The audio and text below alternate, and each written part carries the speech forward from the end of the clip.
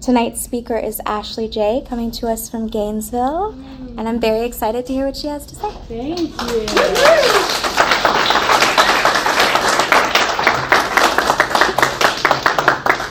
Hi, everyone. Hi. Thank you guys so much for being here. Y'all could definitely have a meeting without me, but I could not have one without you all. So thank you for that. I'm just going to take a moment of silence to myself, and then I'll open up.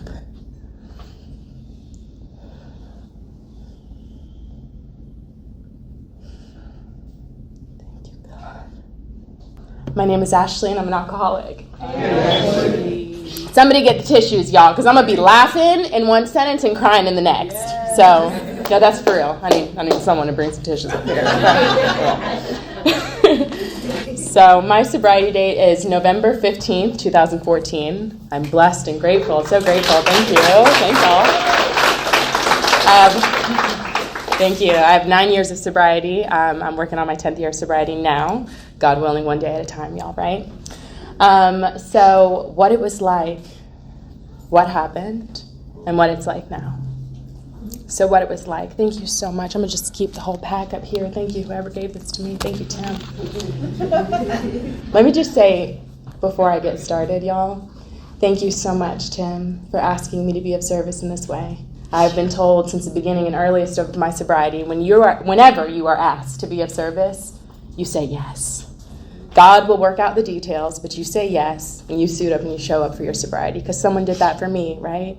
They did that for me, and they showed up and they told their stories, and that's how I found a sponsor.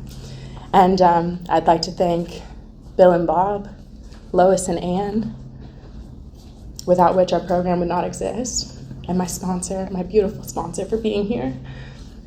I wanted to just come out here by myself and just do my own thing, and I wrote on my gratitude list, which I do every day, and I had that I was speaking, and she's like, "Where are you speaking?" Because I'm picking you up, and we're going to go out here tonight. And I was like, okay. So God had other plans with that, so I just wanted to start off there. So what it was like.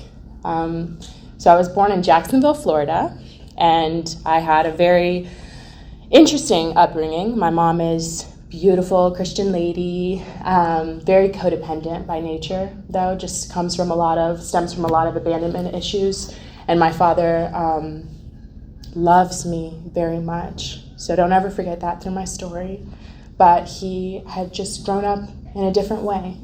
And his occupation was selling drugs, and that's just what he did. And he was a full-blown alcoholic. Is, I'm not sure exactly what he's doing with his program. I don't know. But my parents' relationship was very tumultuous at a very early stage of their relationship. As a result of that, I saw a lot of physical abuse and violence happening around me. It was normalized as I was growing up, but my mom, really grew into herself, and when I was 4 years old, she ended up divorcing my dad, which was, all to the better for everyone, but I still had every other weekend at my dad's house, so I experienced a lot. I saw a lot of interesting, unsavory things growing up. I had my mom who just really opened my eyes to, Ashley, whatever it is that you want to do, you do it, and I'll make a way. My mom was a single mom, and she really got very little for child support, but she put herself back through school, worked 2 jobs, and somehow I always felt like she was home. Like, when the hell did you do all those things? Somehow she was just always there. And, she got me into different things, dance and cheerleading and gymnastics and acting. Acting and modeling is something I got into at a very early age, and it was something I took to. I loved to do that so much. And she was like, okay, so we'll do this. So that's what I did as a child. I would go to different auditions and do like commercials and things like that. Florida is actually really big in that way. And then every other weekend I would go to my dad's house, and I would see a totally different lifestyle. I would see people that were buying drugs, and a lot of physical abuse still happening. He remarried. And so that was just a continued part of my childhood. This very healthy and wonderful way with my mom, but very codependent. And then with my dad, I just saw this way of life. And And I just thought it was normal. I just thought everybody had their stuff. I was so little, and I was just like, I didn't have anything to compare it to. It was all relative. It was my experience. So I didn't really know anything was odd with seeing physical abuse and drugs being sold in front of you. It just was what it was. So needless to say, when I turned 9, my career was picking up a lot more. I was working in Orlando a lot. My mom kept driving back and forth to Orlando, losing job after job to get me to audition and then call back and then a job. And, so it was just, she kept losing jobs. So she asked me, Ashley, would you like to move to Orlando? Which is a big thing to ask a 9-year-old child. What a decision to put in a child's hands. But I was like, yeah, I want to do this. I want to do this full time. So we moved to Orlando with my brother and my mom.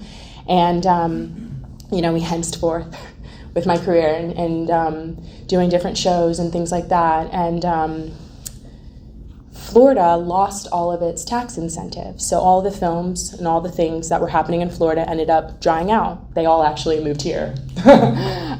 So my career essentially halted at that time.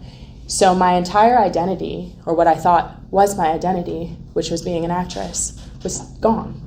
I no longer had anything that made me anymore. And I felt lost, and I felt empty, and I felt like I did not fit in. I was really confused as to who I was.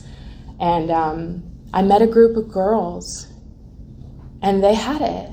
They had what I was looking for. They had the solution, what I had been looking for. And they introduced me to her, and her name was alcohol. And she promised me everything. She promised me fun and conviviality, as the book describes, joy and excitement and love and friendship. And she was my best friend. And she took away all the pain of what I had thought that I lost. I found it all in a bottle. And along with her came other friends. They were a little darker, a little weirder, those dry friends. They were interesting characters, very unsavory. But I loved it all. I'm a real alcoholic, y'all. I'll use anything alcoholically, you know what I'm saying? Anything. Everything. So I did all the things. And as a result of that, I started to just wild out. I started partying. I thought it was partying. I thought it was just like having a good time. I'm just having a good time. I used to say, like, my mantra was like, I just want to party. I just want to party. Like, that was like my mantra for like 20 years. Sad. But I got into tons of trouble. It was like every time I would drink from a very early age, I would black out. Every time. And as a result of that, I've woken up next to men as a child many times. Undressed, or confused, and not knowing where I was, or bruised and bloody. Many times that's the way that I woke up. And because that would happen, I was so ashamed, and I felt like I placed myself in those positions. But for some reason, this magic elixir, alcohol, took that away. I could make what happened to me feel like I wanted it to happen. I could make it feel like it was okay. Or I could just make it feel like it didn't happen at all, depending on the circumstance and how ugly the guy was, you know what I'm saying?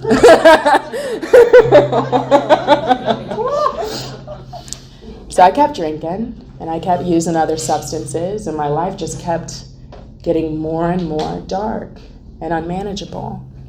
And I got sicker and sicker. And when I turned 17, I went to the doctor, and I showed spots on my liver. I was entering liver failure at 17 years old, which just tells you the type of alcoholic I am. Because, another fellowship says it perfectly, and I love it. 1 is too many, and 1,000 is never enough, right? Because I have a mental obsession in my mind. I have a mental obsession. And when I act on that obsession, I pick up a drink or a drug or anything, what happens to me is called the phenomenon of craving. And I cannot stop drinking or drugging. Something inside of me wakes up. Ashley, who you see in front of you, goes to sleep. but something else wakes up. Something not from this world, from a lower level, something truly evil that wants to kill me. Truly, that's what it wants to do. It wants me dead. So this is what my life was. Over and over, around and around, shame, guilt, remorse, pain, anger, wanting to die, wanting to drink myself to death, blackouts, trying to kill other people. That happened multiple times. I tried to kill a person with my car, unsuccessfully, thank God, because I would be in jail today. I tried to kill myself multiple times. I've been into 5 mental institutions for being Baker acted, because as you can tell, I'm a really classy alcoholic. I keep it super classy. I have a good time until I'm crazy in a straitjacket and mumbling to myself in a corner. It's good luck, y'all. And that's just what my life looked like, over and over, around and around this same merry-go-round. And the thing about it is, I didn't know that there was another alternative. I didn't. At this stage in my life, I just thought my alcoholic life was the only normal one. And the only way that I could not feel restless, irritable, and discontent was to drink. That's the only time I found that sense of ease and comfort. It was by taking drinks or using drugs. Drinks I saw other people having with impunity, without punishment. That's just what I saw. And I thought that I could do that. But I'm a real alcoholic. And it talks about that in the book, what a real alcoholic is. I'm a real one. So this continues on. I end up having a child when I was 21, which, obviously that was like a couple days ago.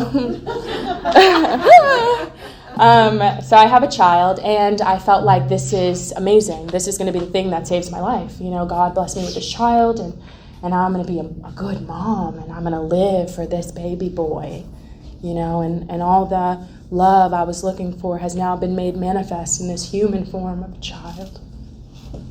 But again, I'm a real alcoholic, and my son could not stop me from being that way. So as much as I loved him, I could not stop drinking, and I could not stop using. And when he turned 2, custody was taken from me by the Department of Children and Families. My son was taken, and custody was remanded to my mother. Later on, I found out that my mom is the one who called the Department of Children and Family on me, and I hated her for doing that to me. How dare you do that to me? But looking back, after some time in the rooms and after the steps, thank God she did that for me. Thank God, because that was one of the starts to me deciding to do something different. Not the start yet, because I'm still a real alcoholic, so it doesn't matter what comes in or what comes out of my life. I am a real alcoholic. I'm going to drink. I'm going to use. The fact that we are sitting in this room, y'all, sober right now, goes against everything that we are wired to do. It is a miracle we're here, y'all. It is a miracle. Just the fact that we are here right now. So I continue drinking. I lost everything that I wanted to live for anyway. Now I'm going to die. One day I woke up and I said, "Are you done?" Something in me said, "Are you done yet? Are you done yet? Look at your life. You have completely destroyed your life, like this joyful and loving child to this angry, pitiful, incomprehensible demoralization. That's all I lived in. I didn't know joy anymore. I knew shame. I knew regret.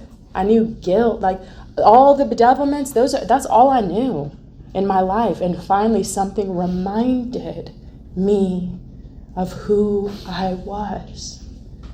Don't you remember? You're my child. I died for you so you could live. You are mine. Remember who you are. Simba, remember who you are. So I asked God, what do I do? I need you. What do I do now? And I felt this prompting in my heart. God doesn't speak to me in an audible way all the time. This I felt in my spirit. I had tried AA when I was 15 because I started showing signs of alcoholism the moment I picked up my first drink. So I remembered AA, and something said, call intergroup. I didn't ever hear the word intergroup before. Call intergroup. Called intergroup, found out that there was a meeting at noon that day. It's like 7 o'clock in the morning, y'all. I'm hungover as all get out. But I called, and I found out where the meeting was, and I went, and I picked up my last white chip. And a couple weeks later, going to meetings every day, I heard a woman share her story, and she sounded just like me. She didn't have the same story, but I heard the language of the heart open up in her, and I knew that this was someone I needed to have in my life. So I asked her to be my sponsor, and she said, okay, yeah, are you willing to do the work? I'm like, yeah, sure, whatever that means. So we meet together, and she has me sit down, and she asks me to write a list. She tells me to write a list of 10 ways I was powerless over alcohol. My life had become unmanageable. So I did that, and this was the first time with pen and paper I saw the unmanageability and the powerlessness of alcohol in my life. I wrote that down. She asked me 3 simple questions. She said, Ashley, do you believe you're an alcoholic? I said, yeah. She said, are you willing to do something about it? I said, yes. She said, what are you willing to do? I said, anything. And she said, that's a perfect first step. Let's move on. So step 2, came to believe that a power greater than myself could restore me to sanity. I grew up in a Christian home. I've always believed in God, but I had to come to the realization that I had been insane. And after I had done my list of my unmanageability, I could see the insanity there. So I realized I was insane. I was ready to have that power restore me to sanity. So I did come to believe that a power could restore me to sanity. And just the fact that I was able to sit down, draw sober breaths, meant that it was already happening, y'all. So step 3, made a decision to turn my will and my life over to the care of God as I understood him. I remember being at my family's restaurant. We owned a restaurant. And my sponsor told me to go outside with her and get on my knees and say the 3rd step prayer. God, I offer myself to thee, to build with me and to do with me as thou wilt. Relieve me of the bondage of self, that I may better do your will.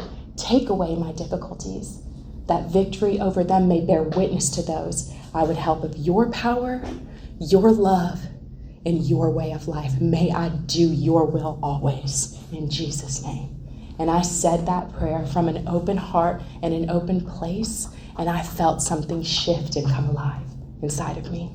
Step 4 in the book, it talks about right after we do the 3rd step prayer, it says, next, we launched out on a vigorous course of action. So step 3 is not only saying that I'm going to give you my will and my life, it says I'm going to take some action. That action being step 4, which is then making a fearless and moral inventory of myself. Something that a lot of people, when I came into AA and I was real young, would say, oh girl, that's the hardest step you're ever going to do. You don't want to do that one? It's step 4. It gets them out every time. This time, no, honey. There was no thing that was going to keep me away from the presence of God, including writing down stuff. I almost cursed. Writing down things I knew I already had done. What was to be afraid of? These are things I knew I did. The disease, y'all, is a liar. The devil is a lie. Because that is the thing that my disease knew would be the ticket to freedom. So I wrote those things down. And then step 5, admitted to God, to myself, and to another human being the exact nature of my wrongs. Y'all, by this time, I have heard my sponsor's story so many times. I've gone to meetings with her. She has told me her experience, her strength, and her hope. So now, after writing these things, I trust this woman. If I do not trust the person I'm working with, y'all, we can go to a priest. We can go to a closed-mouthed friend, is what the book says. Anyone. But I do suggest being sponsored by someone that you trust. So I sat down with this woman. She came over to my apartment, which by now, y'all, I had my own place. Things are already, the promises are coming true already. So she comes to my place, I'm sitting on the couch, and we do this 5th step for 8 hours, y'all. I mean, like, we peed and we, like, ate and stuff like that, too, you know? Like, we didn't just... So, we do this thing, and then she leaves me. She says, "You done the work, baby girl. Good job." And then the book tells me, I sit down and I thank God from the bottom of my heart that I know him better. And I thanked God for that. And I asked, have I omitted anything? Have I left off anything? The book tells me to ask that. Did you leave off anything? So I asked that. And then I sat quiet for an hour. Tells me to take this book off the shelf and read the first 5 proposals, meaning the first 5 steps. So I read the first 5 steps, and then it tells me to be quiet for an hour. And I sat there in silence for an hour. This is my favorite part. And I felt the presence of my God come before me, above me, and I began to weep. An old cry from every time I didn't listen to that inner child, and that I left her alone to be touched and to be hurt, and that I fell asleep and I let people do things to her. And I wept for that mom who lost her son. And I wept for that little girl who watched her daddy beat her mom. I wept for her. And I felt the Spirit taking every one of those things root and branch from me. And when I would try to stop, I didn't want to cry anymore. It would continue pulling at the deepest recesses of my heart until I would cry and cry and cry. And when that hour was done, I stood at last with the Spirit of the universe. I could look the world in the eye. I could be alone at perfect peace and ease. My fears fell from me. I was free. For the first time in my whole life, I was free. And there was nothing that could lock me away again, because I could see who I was, and that God saw everything that I was ever going to do, and he loved me anyway. He loved me knowing what I would be and knowing what I would do. And he loved me anyway and said, "I don't care about any of that. I love you. Come to me, child."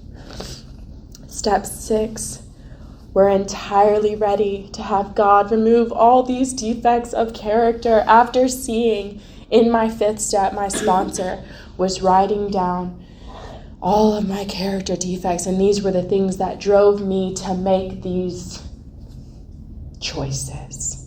I'll call them that. I was entirely ready for God to have those. Step 7, humbly asked him to remove my shortcomings. I say the 7-step prayer along with my 3rd-step prayer every morning on my knees so that I can give him once again my character defects, because it's so quick for me to pick those things back up again. Step 8, made a list of all persons I had harmed and became willing to make amends to them all. In my 4th step, surprise, I didn't realize this, all the people I was mad at were then going to become the people that I was going to have to make amends to. That surprised me. I was a little mad, a little upset about that, but my sponsor had me write a now and later list. Now and later. We'll get to the laters later. We'll pray over those, but we're going to do these ones now. The point in step 8 is became willing to make amends to them all. That's the whole point. I have to be willing to make amends to them. If I'm not willing, then I got to sit on step 8 for a little while. I got to keep on praying for those resentments until I can become willing to make amends to them all. Because I'm so sorry, but I'm not going to allow something that someone else has done to me keep me from the sunlight of the Spirit. And one resentment that was very difficult for me to let go of, was when I was 16, I was raped by a guy in high school. My boyfriend's best friend raped me. And I had to put him on my resentment list. And having to become willing to make amends to that, well, I don't victim shame here, and neither did my sponsor. But what I ended up having to put was myself, and forgive myself for allowing what someone else did to me to dictate the woman I was going to be for the next 15 years. You don't get that power over me anymore. And I was able to let that go and continue to henceforward.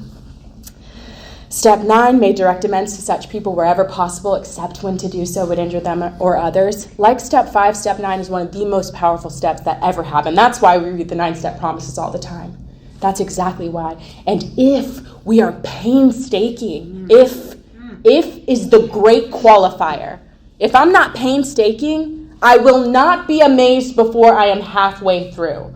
I will regret the past and wish to shut the door on it. If I don't take that step, truly and honestly, everything in those promises, if you do the reverse of them, will come true.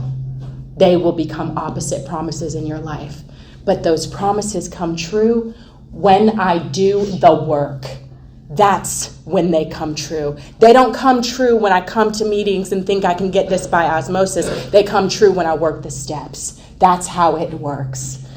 Step 10, continue to take personal inventory, and when we were wrong, promptly admitted it. This is one of my favorite steps. My sponsor knows. We love some inventories. Woo, do we ever? Every night, we do a cute little nightly inventory. Because I'll tell you the truth. About 5 years sober, I wanted to die. And I didn't understand why. I was sober, things were happening, things were good in my life, but I'm a real alcoholic. That means if I get sober, that doesn't stop my disease. I still have the disease which centers in the mind. I still have the disease of the mind. So I had to do work. I get to do work every day so I can stay free. So I write an inventory every night, and my sponsor's here and can vouch for that, y'all. Step 11, sought through prayer and meditation to improve our conscious contact with God as we understood him, praying only for the knowledge of his will for us and the power to carry that out. I have an entire prayer closet that I have dedicated to the Lord and my time with him every single day. I love God with every part of my being. If someone looks at me and does not see God, then there is something I'm doing wrong in my program. I look different, I talk different, and I'm supposed to, because I'm a child of God. I'm not supposed to look like this world. I am in this world, I'm not of it. Step 12, having had a spiritual awakening as the, which is singular. It is the result of these steps. These is plural. I got to work all of them so I can get a spiritual experience. We try to carry this message to alcoholics and to practice these principles in all our affairs. I've had that spiritual experience. I have them all the time. I mean, it's not a one and done thing here, y'all. I have them all the time. Every single day that I wake up and I have eyes to truly see what God has done in my life, I have a spiritual experience right then and there. As a result of working these steps, I got full custody of my son back within 6 months of my sobriety. My career has come back, which is why I'm here in Georgia. I'm able to work and do what I love, and I don't need for anything. I met my husband in sobriety. We had a daughter. We got married, obviously, because he's my husband. And and we have such a beautiful life. I'll tell you what, last year, God was pulling us to Georgia. And I was like, okay, Lord, yeah, this is so great. I'm going to go and, I'm going to be banging it out, doing my thing on, television, doing my thing. And I get here, and 2 weeks later, or a month later, my union goes on strike. I don't know if y'all heard about the SAG union going on strike. A month after I get here, and I'm like, what? Lord, what am I even doing here? You told me. Hello, don't you, what's the plan now? And God was just like, chop wood, carry water. Keep doing the next right thing. Because God knew what would be more important for me. And that wasn't blowing up on television. That was continuing to enlarge my spiritual life. So I found a home group right up the road from my house. And I met this beautiful woman, Tracy. Which, y'all, we could have walked out right after How It Works. She killed that. We could have dropped the mic and left. I met this beautiful woman, and we've been able to trudge the road of happy destiny together. And it has been the most beautiful experience of my life. I'll tell you a quick story. I joined this home group, and the second time I went there, I sat alone at a table. She was out of town. I sat alone at a table. I had no friends. No one knew me. And I felt so alone. Not only that, I was the only black woman in the world, not in the world, jeez. I'd be scared, I'd feel alone, real alone. I was the only black woman in the room, so I never had felt my blackness in a way like that before. And I called my husband, and I told him about it. And I just said, I don't really understand why I'm here. And he just said, keep coming back, baby girl. More will be revealed. And about a couple months later, I had started sponsoring like crazy. I don't know, for some reason, people like what I gotta say. Thank God. Yes. And people started asking me to sponsor, and I got a sponsor. And with my sponsor comes y'all, like a grand sponsor, a great grand sponsor, like all these. I've got so many sisters. And one day I'm sitting at that same table, in the same seat. And to my left is my sponsor, and to my right are 4 of my sponsees at that same table. I just kept coming back, y'all. I didn't know why, but I knew what I needed for my sobriety. And God has continued to make a way and to draw a line with a crooked pencil. You know, the doctor's opinion talks about how men and women drink essentially because they like the effects produced by alcohol. I go to AA because I like the effects produced by Alcoholics Anonymous. So I keep coming back. Thanks.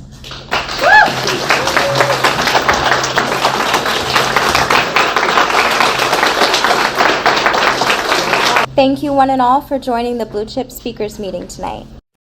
First I slept and then I crept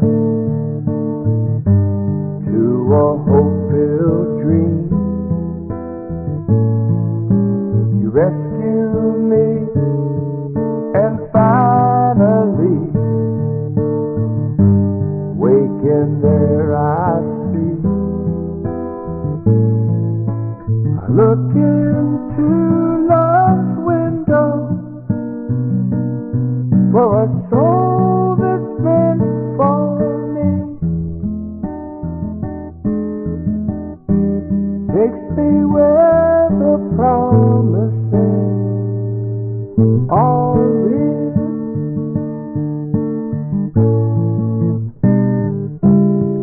Sometimes quickly, sometimes slow,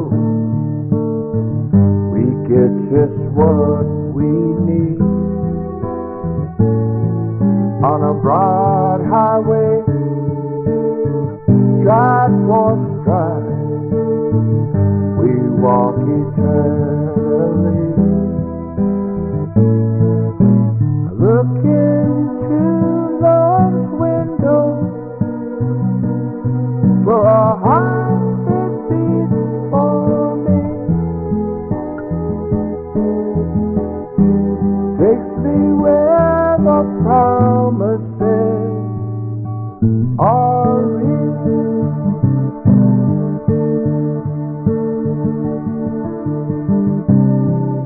And I always long for something that sets me free. And I'd run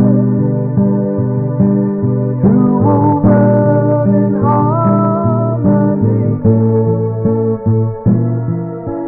See love as a vision that one day would appear to me. Take me where the promises are real.